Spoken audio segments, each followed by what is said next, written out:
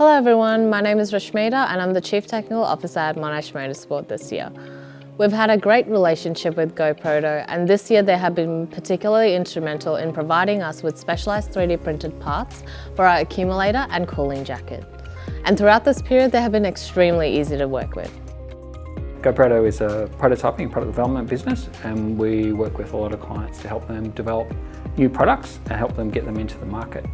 This business has been partnering with Monash Motorsport since 2008.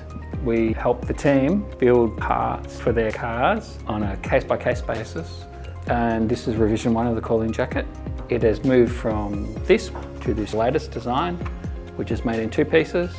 What we normally do is we would receive a 3D file from the client, and what we do is we take the 3D file and then we load it into the machine. If it's SLS, it's a sintered powdered nylon.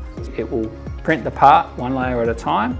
In the 0.1 of a mil layer, we will dust off all the excess powder and clean up the parts, and then these parts have been sealed with an epoxy and black to make them watertight. From scanning to prototyping to full range production, GoProto can help all companies get their product to market quickly.